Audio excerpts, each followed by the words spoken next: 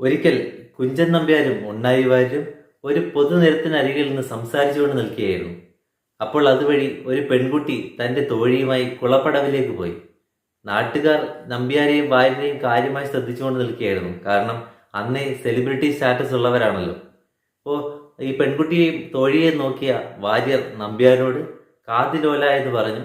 നമ്പ്യാരാകട്ടെ നല്ല താളി എന്ന് മറുപടിയും പറഞ്ഞു. നാട്ടുകാരുടെ കണ്ണിൽ നോക്കുമ്പോൾ എന്താണ് തെറ്റ്?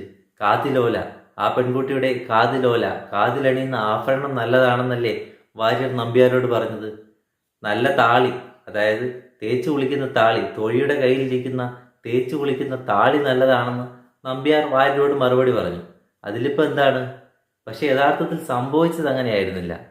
ഇവർ തമ്മിലുള്ള കമ്മ്യൂണിക്കേഷൻ, വാര്യരും ഉണ്ണായി വാര്യരും കുഞ്ചൻ നമ്പ്യാരും തമ്മിലുള്ള കമ്മ്യൂണിക്കേഷൻ നടന്നത് മുഴുവൻ സംസ്കൃതത്തിലായിരുന്നു എന്ന് മാത്രം. കാതിലോല എന്ന് വാര്യർ നമ്പ്യാരോട് ചോദിച്ചു. കാതിലോല എന്നല്ല, അതിലോല, അതിലേതാണ് സുന്ദരി, ആരാണ് കൂടുതൽ സുന്ദരി എന്നാണ് വാര്യർ നമ്പ്യാരോട് ചോദിച്ചത്.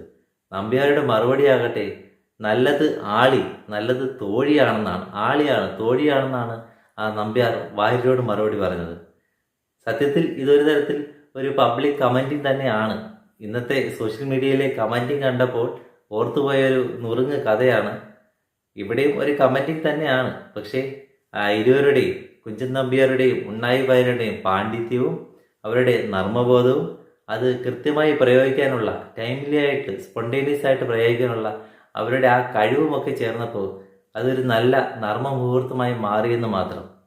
ഇത് നർമ്മ മുഹൂർത്തമായി ഈ കേൾക്കുന്നവർക്ക് തോന്നിയില്ലെങ്കിൽ അത് ഈ പറയുന്ന എൻ്റെ മാത്രം കുറ്റമാണ്. മറ്റൊരു വീഡിയോയിൽ കാണാം. Thank you.